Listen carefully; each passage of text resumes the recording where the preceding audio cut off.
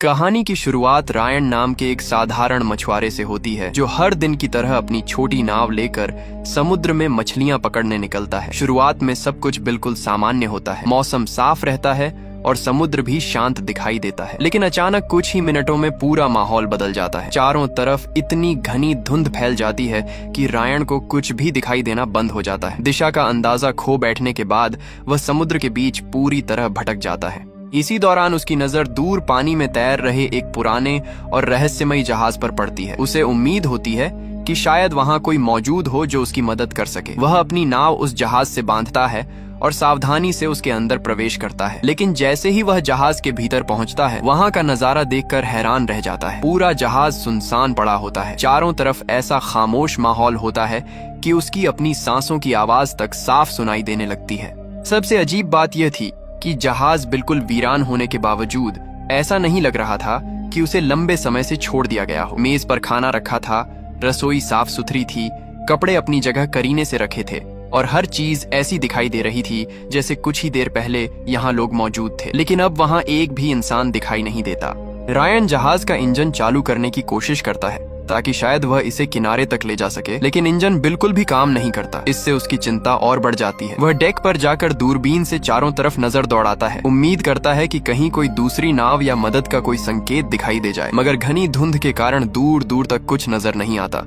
आखिरकार वह control room में पहुंचता है और रेडियो सेट चालू करके मदद के लिए संदेश प्रसारित करता है। वह बार बार अपनी लोकेशन बताने की कोशिश करता है और उम्मीद करता है कि कोई उसकी आवाज सुनकर जवाब देगा, लेकिन काफी देर इंतजार करने के बाद भी रेडियो पूरी तरह खामोश रहता है। निराश होकर वह वापस अपनी छोटी नाव की तरफ लौटने के लिए डेक पर आता है, लेकिन नीचे का नजारा देखकर उसके पैरों तले जमीन खिसक जाती है। उसकी नाव वहां से गायब हो चुकी होती है। सबसे हैरानी की बात यह थी कि उसने उसे अच्छी तरह बांधा था, इसलिए उसका अपने आप बह जाना लगभग नामुमकिन था। तभी उसे एहसास होता है कि कुछ देर पहले तक जहाज को घेरे रहने वाली घनी धुंध भी पूरी तरह गायब हो चुकी है। आसमान बिल्कुल साफ है और अब दोपहर हो चुकी है। रायन समझ ही नहीं पाता कि इतनी कम देर में आखिर यह सब कैसे बदल गया। अब उसके पास उसी रहस्यमयी जहाज पर रहने के अलावा कोई दूसरा विकल्प नहीं बचता। वह नक्शे और जहाज के रिकॉर्ड देखने लगता है ताकि पता चल सके कि वह आखिर समुद्र के किस हिस्से में पहुंच गया है। थोड़ी जांच पड़ताल के बाद उसे समझ आता है कि अगर इंजन ठीक नहीं हुआ तो यहाँ से निकलना असंभव है। इसके बाद वह पूरे जहाज में औजार तलाशता है और घंटों की मेहनत के बाद किसी तरह इंजन को दोबारा चालू करने में सफल हो जाता है। ये उसके लिए उम्मीद की पहली किरण होती है। इंजन ठीक होने के बाद वह एक बार फिर रेडियो के जरिए मदद मांगने की कोशिश करता है। उसे लगता है कि शायद अब कोई संपर्क हो जाए, लेकिन इस बार भी रेडियो से कोई जवाब नहीं मिलता। लगातार नाकाम कोशिशों के बाद वह पूरी तरह थक जाता है। तभी उसे अचानक पेशाब जाने की जरूरत महसूस होती है। जहाज पर कोई इंसान नजर नहीं आता, इसलिए वह सोचता है कि डेक के किनारे जाकर वहीं यह काम कर ले।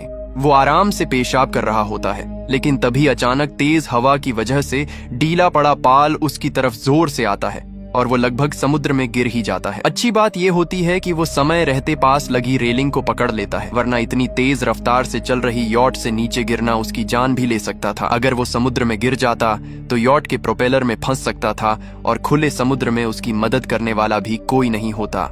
अब रायन समझ जाता है कि अगर उसने हाथ छोड़ दिया तो सब खत्म हो जाएगा। इसीलिए वो जैसे तैसे अपना बैलेंस बनाता है, अपना एक पैर डेक पर चढ़ाता है और पूरी ताकत लगाकर खुद को वापस ऊपर खींच लेता है। इस तरह वो मौत के मुंह में जाने से बाल बाल बच जाता है। रेलिंग के सहारे बैठकर वो जोर जोर से सांस लेने लगता है और काफी देर बाद जाकर खुद को थोड़ा संभाल पाता है। लेकिन तभी अचानक उसके पेट में बहुत तेज दर्द उठने लगता है। उसे समझ आ जाता है कि अब एक सेकंड भी रुकना ठीक नहीं होगा, इसलिए वो तुरंत भागकर यॉट के अंदर बने छोटे से टॉयलेट में पहुंच जाता है और किसी तरह अपनी परेशानी खत्म करता है। तभी अचानक उसके पीछे टॉयलेट का दरवाजा अपने आप बंद हो जाता है, लेकिन रायन इस बात पर बिल्कुल ध्यान नहीं देता। उसे लगता है कि शायद समुद्र की तेज हवा की वजह से ऐसा हुआ होगा, इसलिए वो इसे नजरअंदाज कर देता है। तभी उसकी नजर टॉयलेट की खिड़की पर जाती है जो पूरी तरह बंद होती है। अब उसे थोड़ा अजीब जरूर लगता है कि शायद ये हवा की वजह से नहीं हुआ, लेकिन फिर भी वो ज्यादा नहीं सोचता और खिड़की खोल देता है ताकि थोड़ी ताजी हवा अंदर आ सके। लेकिन जैसे ही वो बाहर निकलने के लिए दरवाजा खोलता है,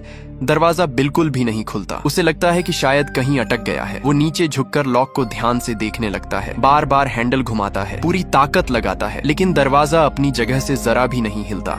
इसके बाद वो दरवाजे की दरार से बाहर निकलने का कोई रास्ता ढूंढने की कोशिश करता है, लेकिन दरवाजा इतनी मजबूती से बंद होता है कि उसे कहीं से भी कोई मौका नहीं मिलता। वो बार बार कोशिश करता है, लेकिन हर बार नाकाम हो जाता है। तभी उसे याद आता है कि उसकी जेब में एक सिक्का रखा है। वो तुरंत सिक्का निकालकर उससे लॉक खोलने की कोशिश करता है, लेकिन उससे भी कोई फायदा नहीं होता। इसके बाद वो टॉयलेट की छोटी अलमारी खोलता है ताकि देख सके कि अंदर कोई काम की चीज मिल जाए। तभी उसकी नजर अलमारी के अंदर बने खून से सने एक हाथ के निशान पर पड़ती है। हालांकि वो इस पर ज्यादा ध्यान नहीं देता और वहीं रखी एक कैंची उठाकर लॉक के स्क्रू खोलने की कोशिश करने लगता है। लेकिन हैरानी की बात ये होती है कि कैंची का साइज बिल्कुल सही होने के बावजूद लॉक पर उसका कोई असर नहीं पड़ता। वो जितनी बार घुमाता है, जितनी बार जोर लगाता है, लॉक ऐसा लगता है जैसे हमेशा के लिए जाम हो चुका हो। तभी अचानक बाहर से किसी बड़े जहाज के इंजन की जोरदार आवाज सुनाई देती है। रायन तुरंत खिड़की के पास जाकर बाहर देखता है और उसकी आंखें फटी की फटी रह जाती हैं। सामने से काला धुआं छोड़ता हुआ एक बहुत बड़ा जहाज सीधा उसकी तरफ चला आ रहा होता है। सबसे डराने वाली बात यह होती है कि सामने वाला जहाज स्पीड कम नहीं कर रहा और उसकी अपनी यॉट भी पूरी रफ्तार से आगे बढ़ रही होती है। अब रायन को समझ आ जाता है कि अगर किसी तरह यॉट को नहीं रोका गया तो दोनों जहाजों की जबरदस्त टक्कर हो सकती है और उसकी जान भी जा सकती है। ये सोचते ही वो बुरी तरह घबरा जाता है और किसी भी कीमत पर उस टॉयलेट से बाहर निकलने की कोशिश करने लगता है। घबराहट में रायन तुरंत फिर से अलमारी खोलता है और उसमें रखा एक लोहे का फ्लास्क उठा लेता है। बिना कुछ सोचे समझे वो पूरी ताकत से उसे दरवाजे के हैंडल पर मारना शुरू कर देता है, लेकिन सामने वाला जहाज हर सेकंड उसकी यॉट के और करीब आता जा रहा होता है। रायन बार बार फ्लास्क से लॉक तोड़ने की कोशिश करता है, लेकिन हल्का होने की वजह से उससे कोई फर्क ही नहीं पड़ता। आखिर में वो गुस्से और डर में दरवाजे पर लातें मारना शुरू कर देता है। 1 2 3 वो पूरी ताकत लगा देता है, लेकिन दरवाजा फिर भी अपनी जगह से जरा भी नहीं हिलता। अब पहली बार उसे सच में महसूस होने लगता है कि उसकी जान खतरे में है। वो तुरंत खिड़की से अपना हाथ बाहर निकालता है और अपनी शर्ट उतारकर उसे जोर जोर से लहराने लगता है ताकि सामने वाले जहाज पर मौजूद लोग उसे देख सकें। लेकिन सामने वाले जहाज पर किसी का भी ध्यान उसकी तरफ नहीं जाता और वो अपनी उसी रफ्तार में आगे बढ़ता रहता है। जब रायन को लगता है कि अब टक्कर होने ही वाली है तो वो अपना सिर भी खिड़की से बाहर निकालने की कोशिश करता है ताकि किसी की नजर उस पर पड़ जाए, लेकिन खिड़की इतनी छोटी होती है कि उसका चेहरा उसमें बुरी तरह फंस जाता है। दर्द से उसकी चीख निकल जाती है और मजबूर होकर उसे वापस अंदर आना पड़ता है। अब उसे समझ आ जाता है कि अगर वो जल्दी बाहर नहीं निकला तो या तो जहाज की टक्कर में मारा जाएगा या फिर इसी छोटे से टॉयलेट में फंस कर रह जाएगा। डर और घबराहट उसके दिमाग पर पूरी तरह हावी होने लगती है, लेकिन वो खुद को किसी तरह शांत करता है और एक नया तरीका सोचता है। वो दोबारा अपना हाथ खिड़की से बाहर निकालता है। तभी उसके हाथ एक रस्सी लगती है। वो रस्सी को खींचकर उसकी मजबूती चेक करता है, फिर उसमें एक मजबूत गांठ बांधता है और उसे समुद्र में फेंक देता है। उसका प्लान होता है कि रस्सी यॉट के प्रोपेलर में फंस जाए, जिससे प्रोपेलर रुक जाए और यॉट की स्पीड भी कम हो जाए। कुछ ही देर में उसकी चाल काम कर जाती है और रस्सी सच में प्रोपेलर में उलझ जाती है, लेकिन अगले ही पल सब कुछ उल्टा हो जाता है। रस्सी इतनी तेजी से वापस खींचती है कि रायन उसे छोड़ भी नहीं पाता और वो सीधे उसके गले में कस जाती है। अचानक उसका दम घुटने लगता है, उसके पैर हवा में लटक जाते हैं और पूरे शरीर में दर्द दौड़ने लगता है। उसकी आंखों के सामने अंधेरा छाने लगता है और वो लगभग बेहोश होने वाला होता है, लेकिन वो हार नहीं मानता। जैसे तैसे खुद को होश में रखते हुए वो हाथों से इधर उधर टटोलने लगता है। तभी उसके हाथ एक लोहे का हुक लग जाता है। वो तुरंत उस हुक की मदद से रस्सी को अपने गले से दूर करने की कोशिश करता है। उसके चेहरे पर दर्द साफ दिखाई दे रहा होता है, लेकिन उस वक्त उसे सिर्फ अपनी जान बचानी होती है। काफी देर तक मौत से लड़ने के बाद आखिरकार वो खुद को रस्सी से छुड़ा लेता है और जमीन पर गिर पड़ता है। वो जोर जोर से सांस लेने लगता है, लेकिन उसकी मुश्किलें अभी खत्म नहीं हुई होती। हालांकि उसकी यॉट रुक चुकी होती है, फिर भी सामने वाले बड़े जहाज से उसकी हल्की सी टक्कर हो जाती है। टक्कर इतनी तेज होती है कि रायन वहीं बेहोश हो जाता है। जब कुछ देर बाद उसे होश आता है तो वो देखता है कि यॉट का प्रोपेलर तो रुक चुका है, लेकिन यॉट का लंगर नहीं डाला गया है और वो किसी भी चीज से बंधी भी नहीं है। तेज हवा उसे लगातार बहाकर किसी अनजान समुद्री इलाके की तरफ ले जा रही होती है। तभी उसे एक और अजीब चीज दिखाई देती है। यॉट के अंदर धीरे धीरे पानी भरना शुरू हो जाता है। फर्श की दरारों से लगातार पानी अंदर आ रहा होता है और हालात हर मिनट और खराब होते जा रहे होते हैं। लेकिन तभी रायन को कुछ अजीब महसूस होता है। वो नीचे जमा पानी को हाथ में लेकर छकता है और हैरान रह जाता है, क्योंकि वो समुद्र का खारा पानी नहीं बल्कि मीठा पानी होता है। ये देखकर उसके दिमाग में एक ही सवाल आता है, क्या इस यॉट पर उसके अलावा भी कोई मौजूद है? ये सोचते ही रायन दरवाजे की तरफ देखकर जोर जोर से आवाज लगाने लगता है। असल में ये यॉट उसकी अपनी नहीं थी। तभी उसे बाहर किसी के चलने जैसी हल्की सी आवाज सुनाई देती है। उसे लगता है कि शायद कोई जानबूझकर उसके साथ ये सब कर रहा है। वो बार बार बाहर खड़े इंसान से मदद की गुहार लगाता है, लेकिन बाहर से कोई जवाब नहीं आता। तभी उसके सामने एक और अजीब घटना होती है। फर्श पर भरा हुआ पानी अचानक अपने आप गायब होने लगता है। कुछ ही सेकंड में वहां मौजूद सारा पानी जैसे हवा में उड़ जाता है। ये देखकर रायन पूरी तरह घबरा जाता है। उसे समझ नहीं आता कि ये सच में हो रहा है या फिर डर की वजह से उसे सब कुछ दिखाई दे रहा है। लेकिन थोड़ी देर बाद वही पानी फिर से टॉयलेट के अंदर भरने लगता है। इस बार वो दोबारा थोड़ा सा पानी छकता है, लेकिन अब उसका स्वाद पूरी तरह खारा होता है। वो तुरंत उसे थूक देता है और समझ जाता है कि अगर वो जल्दी बाहर नहीं निकला तो इसी टॉयलेट में डूब कर मर जाएगा। अपनी जान बचाने के लिए वो एक मग उठाता है और उसमें पानी भर भर कर खिड़की के बाहर फेंकने लगता है, ताकि किसी तरह पानी का लेवल धीरे धीरे बढ़े और उसे थोड़ा और समय मिल सके। लेकिन तभी कुछ ऐसा होता है जिसकी उसने कभी कल्पना भी नहीं की थी। यॉट अचानक अपने आप मुड़ जाती है, जैसे उसे कोई चला रहा हो। बिना किसी इंसान के वो सीधा दूर दिखाई दे रहे एक भयंकर तूफान की तरफ बढ़ने लगती है। कुछ ही मिनटों में चारों तरफ तेज हवाएं चलने लगती हैं। बारिश शुरू हो जाती है और पूरी यॉट जोर जोर से हिलने लगती है। समुद्र की बड़ी बड़ी लहरें लगातार जहाज के अंदर घुसने लगती हैं और टॉयलेट के अंदर पानी का लेवल भी तेजी से ऊपर आने लगता है। रायन समझ जाता है कि अगर पाल को नीचे नहीं किया गया तो तेज हवा पूरी यॉट को पलट देगी। वो तुरंत अलमारी में ढूंढता है और उसे एक रेजर ब्लेड मिल जाती है। वो सोचता है कि अगर पाल की रस्सी काट दी जाए तो हवा का दबाव कम हो जाएगा और यॉट के पलटने का खतरा भी कम हो जाएगा। लेकिन तूफान इतना जोरदार होता है कि पूरी यॉट बुरी तरह हिल रही होती है। ऐसे में रस्सी काटना बिल्कुल आसान नहीं होता। इसी कोशिश के दौरान ब्लेड उसके हाथ पर लग जाती है और उसका हाथ बुरी तरह कट जाता है। दर्द से उसका चेहरा सिकुड़ जाता है, लेकिन उसके पास रुकने का वक्त नहीं होता। वो दर्द की परवाह किए बिना दोबारा रस्सी काटने लगता है। तेज बारिश उसके चेहरे पर पड़ रही होती है और उसे ठीक से सांस लेना भी मुश्किल हो जाता है। सिर्फ एक रस्सी काटने में ही उसकी पूरी ताकत निकल जाती है। आखिरकार तेज हवा की मदद से रस्सी टूट जाती है और धीरे धीरे यॉट पहले से थोड़ी स्थिर होने लगती है। लेकिन जब कुछ देर बाद रायन की आंख खुलती है तो उसके होश उड़ जाते हैं। टॉयलेट के अंदर पानी उसकी छाती तक पहुंच चुका होता है। वो पूरी ताकत से दरवाजे पर लात मारता है, लेकिन दरवाजा जरा भी नहीं हिलता। फिर वो पानी के अंदर डुबकी लगाकर नीचे से लॉक खोलने की कोशिश करता है। काफी देर तक कोशिश करने के बाद भी दरवाजा नहीं खुलता, बल्कि उसकी बची हुई ताकत भी खत्म होने लगती है। अब उसे समझ आ जाता है कि ऊपर से कोशिश करे या नीचे से, ये दरवाजा ऐसे नहीं खुलने वाला। तभी उसकी नजर लॉक पर पड़ती है और उसे लगता है कि शायद टक्कर की वजह से वो थोड़ा टेढ़ा हो गया है। वो एक बार फिर पानी के अंदर जाता है और इस बार हैंडल घुमाने की कोशिश करता है।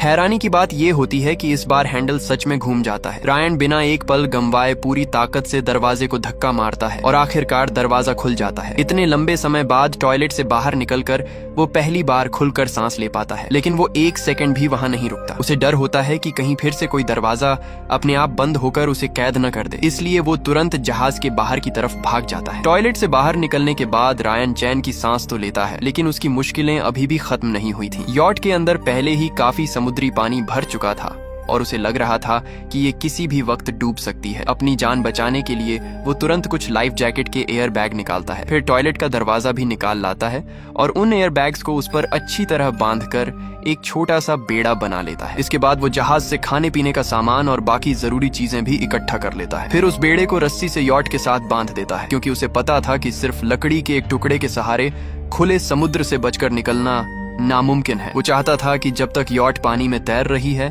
तब तक उसके साथ रहकर हालात पर नजर रखे। कई घंटे बीत जाते हैं लेकिन यॉट डूबती नहीं। ये देखकर उसके अंदर फिर से उम्मीद जाग जाती है और वो दोबारा यॉट पर चढ़ जाता है। उसे यकीन था कि अगर यॉट बची रही तो शायद वो भी इस समुद्र से बाहर निकल जाएगा। इसके बाद वो कंट्रोल रूम में जाकर एक छोटा सा मोटर निकालता है, फिर बैटरी और प्लायर की मदद से एक देसी पानी निकालने वाला पंप बना लेता है और उससे यॉट के अंदर भरा सारा पानी बाहर निकाल देता है। जब सारा पानी निकल जाता है तो वो पाल समेट देता है और अपने हाथ से तैयार किए गए गोंद जैसी चीज से जहाज में हुए छेद भी बंद कर देता है। इसके बाद वो वायरलेस रेडियो उठाकर बार बार मदद मांगने की कोशिश करता है, लेकिन काफी देर तक आवाज लगाने के बाद भी उसे किसी तरफ से कोई जवाब नहीं मिलता। अब उसके पास एक ही रास्ता बचता है। वो इंजन ठीक करने की कोशिश शुरू कर देता है ताकि किसी तरह यॉट चलाकर घर वापस जा सके। काफी मेहनत करने के बाद भी इंजन स्टार्ट नहीं होता। आखिर में उसे मानना पड़ता है कि अब सिर्फ हवा के सहारे ही आगे बढ़ा जा सकता है। जैसे ही वो पाल खोलने वाला होता है तभी उसकी नजर दूर समुद्र में आती हुई एक बड़ी जहाज पर पड़ती है। उसे लगता है कि शायद अब उसकी जान बच सकती है। वो बिना देर किए समुद्र में कूद जाता है और तैरकर अपने बनाए हुए बेड़े तक पहुंच जाता है ताकि वहां से उस जहाज को मदद का इशारा कर सके। सबसे पहले वो सिग्नल फ्लेयर चलाने की कोशिश करता है, लेकिन काफी देर तक पानी में भीगे रहने की वजह से फ्लेयर पूरी तरह खराब हो चुका होता है। अब उसके पास कोई दूसरा रास्ता नहीं बचता, इसलिए वो पूरी ताकत लगाकर बेड़े को उस जहाज की तरफ चलाने लगता है। लेकिन तभी उसके पीछे कुछ ऐसा होता है जिसे देखकर उसके पैरों तले जमीन खिसक जाती है। जिस यॉट को उसने बिना इंजन के छोड़ा था वो अचानक अपने आप चलने लगती है। धीरे धीरे वो अपनी दिशा बदलती है और सीधे रायन की तरफ बढ़ने लगती है। ये देखकर रायन पूरी तरह डर जाता है। उसे समझ ही नहीं आता कि बिना किसी के यॉट अपने आप कैसे चल सकती है। जैसे जैसे यॉट उसके करीब आती है उसका डर और बढ़ता जाता है। आखिरी पल में वो तुरंत पानी में छलांग लगा देता है और किसी तरह टक्कर से बच जाता है। पानी से सिर बाहर निकालकर वो उस रहस्यमय यॉट को देखता रहता है। अब उसे पूरा यकीन हो जाता है कि इस यॉट में कुछ न कुछ अजीब जरूर है। ये कई बार उसकी जान लेने की कोशिश कर चुकी थी, इसलिए वो फैसला कर लेता है कि अब दोबारा कभी इस पर कदम नहीं रखेगा। लेकिन कई घंटों तक बर्फ जैसे ठंडे समुद्री पानी में रहने की वजह से उसका पूरा शरीर कांपने लगता है। उसे एहसास होता है कि अगर वो ऐसे ही पानी में रहा तो ठंड या समुद्र के किसी खतरनाक जीव की वजह से उसकी मौत हो जाएगी। आखिरकार मजबूरी में वो एक बार फिर अपनी जान जोखिम में डालकर उसी यॉट पर वापस चढ़ जाता है। इस बार वो बहुत संभल कर जहाज के अंदर जाता है और धीरे धीरे हर कमरे को देखने लगता है। तभी उसे एक बेडरूम मिलता है। अंदर एक साफ और आरामदायक बिस्तर रखा होता है। काफी देर तक डर से लड़ने के बाद आखिर वो कंबल ओढ़ लेता है। लंबे समय बाद उसे पहली बार गर्माहट महसूस होती है और थकान की वजह से कब उसकी आंख लग जाती है उसे खुद भी पता नहीं चलता। जब रायन की आंख खुलती है तब अगला दिन हो चुका होता है। वो उठकर देखता है कि यॉट एक बार फिर अपने आप चल रही है। उसे बिल्कुल समझ नहीं आता कि आखिर ये उसे कहां लेकर जा रही है। वो तुरंत कमरे का दरवाजा खोलने की कोशिश करता है, लेकिन पहले की तरह इस बार भी दरवाजा नहीं खुलता। हालांकि अब वो पहले जितना नहीं घबराता, क्योंकि पिछले कुछ दिनों में वो इतनी अजीब और डरावनी चीजें देख चुका होता है कि अब धीरे धीरे इन सब का आदी हो चुका है। खुद को शांत करने के बाद वो कमरे में बाहर निकलने का दूसरा रास्ता ढूंढने लगता है। तभी उसकी नजर कमरे के अंदर बने छोटे से वॉशरूम पर पड़ती है। वो वहां जाकर खिड़की खोलने की कोशिश करता है और इस बार खिड़की खुल जाती है। खिड़की के पीछे एक संकरा रास्ता होता है जहां से रेंगकर ऊपर डेक तक पहुंचा जा सकता था। ये देखकर रायन की खुशी का ठिकाना नहीं रहता। उसे लगता है कि आखिरकार उसे बाहर निकलने का रास्ता मिल गया है। वो तुरंत उस रास्ते में घुस जाता है और ऊपर की तरफ बढ़ने लगता है। लेकिन जैसे ही उसे लगता है कि अब वो बाहर निकल जाएगा, तभी उसके सामने लगी मोटी कांच की खिड़की उसका रास्ता रोक देती है। वो उसे बार बार खोलने की कोशिश करता है, लेकिन वो बिल्कुल भी नहीं खुलती। तभी उसके पीछे वाला छोटा दरवाजा भी अपने आप बंद हो जाता है और एक बार फिर वो उसी तंग रास्ते में फंस जाता है। अब उसके आगे भी रास्ता बंद था और पीछे भी। वो फिर से बुरी तरह घबरा जाता है। इसी दौरान यॉट धीरे धीरे किनारे के पास पहुंच जाती है, लेकिन आखिर ये रहस्यमयी यॉट करना क्या चाहती है ये किसी को समझ नहीं आता। रायन बाहर लोगों को देखकर पूरी ताकत से चिल्लाने लगता है। वो कांच पर लगातार मुक्के मारता है, मदद के लिए आवाज लगाता है और पूरी ताकत से बाहर निकलने की कोशिश करता है, लेकिन उसकी हर कोशिश बेकार जाती है। बाहर किसी को उसकी आवाज सुनाई ही नहीं देती। धीरे धीरे उसकी सारी ताकत खत्म हो जाती है और वो वहीं नीचे गिर जाता है। दम घुटने की वजह से उसकी हालत और भी खराब होने लगती है। उसे समझ नहीं आता कि आखिर उसने ऐसा क्या किया था कि उसके साथ ये सब हो रहा है। उसने तो सिर्फ समुद्र में तैरती हुई इस यॉट को उठाया था ताकि उसे बेचकर कुछ पैसे कमा सके, लेकिन यही यॉट बार बार उसकी जान लेने पर तुली हुई थी। अब उसे लगने लगता है कि शायद इस बार वो सच में नहीं बच पाएगा। उसके शरीर में अब लड़ने की ताकत भी नहीं बची होती। पता नहीं कितनी देर बाद जब उसे होश आता है तो वो हैरान रह जाता है। यॉट पूरी तरह रुक चुकी होती है और जो खिड़की पहले बंद थी वो अब अपने आप खुल चुकी होती है। ये सब देखकर उसके दिमाग में और भी सवाल आने लगते हैं। वो धीरे धीरे उस खिड़की से बाहर निकलता है और बाहर का नजारा देखकर समझ जाता है कि यॉट किनारे पर पहुंच चुकी है। इसके बाद वो डरते डरते कमरे का दरवाजा खोलता है और इस बार दरवाजा आराम से खुल जाता है, लेकिन पिछले अनुभवों की वजह से वो जल्दबाजी नहीं करता। पहले पूरे जहाज को ध्यान से देखता है कि कहीं फिर से कुछ अजीब न हो जाए। जब उसे सब कुछ शांत दिखाई देता है तो वो धीरे धीरे डेक पर पहुंचता है। वहां का नजारा देखकर उसकी सांस जैसे वापस लौट आती है। वो रहस्यमयी यॉट उसे उसके अपने गांव वापस लेकर आ चुकी होती है। ये देखकर वो तुरंत नीचे उतरता है और मदद की तलाश में गांव की तरफ दौड़ पड़ता है, लेकिन कुछ कदम चलते ही उसके पैर रुक जाते हैं। पूरा गांव बिल्कुल सुनसान पड़ा होता है। जहां वो बचपन से बड़ा हुआ था वहां दूर दूर तक किसी इंसान का नामो निशान नहीं होता। चारों तरफ ऐसी खामोशी होती है कि उसका डर फिर से लौट आता है। तभी अचानक पीछे खड़ी यॉट अपने आप स्टार्ट हो जाती है, जैसे उसका काम पूरा हो चुका हो। वो धीरे धीरे मुड़ती है और वापस समुद्र की तरफ जाने लगती है। रायन हैरानी से उसके पीछे भागता है, लेकिन कुछ ही सेकंड में वो इमारतों के पीछे गायब हो जाती है। रायन जल्दी से दीवार पर चढ़कर दोबारा देखने की कोशिश करता है, लेकिन इस बार यॉट पूरी तरह गायब हो चुकी होती है। वो काफी देर तक वहीं खड़ा रह जाता है और पिछले कुछ दिनों में हुई हर घटना उसके दिमाग में घूमने लगती है। उसे याद आता है कि कैसे शुरुआत में वो समुद्र में गिरते गिरते बचा था, फिर टॉयलेट में फंस गया, डूबने वाला था, तूफान में फंस गया और कई बार मौत उसके बिल्कुल सामने आकर खड़ी हो गई थी। लेकिन हर बार उसने हार नहीं मानी। शायद यही वजह थी कि वो हर बार मौत के मुंह से वापस निकल आया। तभी थोड़ी दूर से लोगों के बात करने और हंसने की आवाजें आने लगती हैं। वो उस तरफ जाता है और वहां पहुंचकर हैरान रह जाता है। जिस छोटी नाव से वो समुद्र में निकला था वो आराम से किनारे पर खड़ी होती है और उसके आसपास बहुत सारे टूरिस्ट घूम रहे होते हैं, जैसे कभी कुछ हुआ ही ना हो। फिर वो उसी गुफा की तरफ देखता है जहां से उसकी ये पूरी कहानी शुरू हुई थी और वहीं उसे एक बार फिर वही रहस्यमयी घोस्ट यॉट दिखाई देती है। ये देखकर उसके मन में ढेर सारे सवाल उठते हैं, लेकिन किसी सवाल का जवाब उसे कभी नहीं मिलता। एक बात जरूर साफ थी, वो जिंदा बच गया था और यही उसकी सबसे बड़ी जीत थी। शायद वो रहस्यमयी यॉट उसकी जिंदगी का एक इम्तिहान थी, जिसने उसे सिखा दिया कि चाहे हालात कितने भी बुरे क्यों ना हो, अगर इंसान उम्मीद नहीं छोड़ता तो एक न एक दिन उसे बाहर निकलने का रास्ता जरूर मिल जाता है। इसी संदेश के साथ फिल्म यहीं खत्म होती है।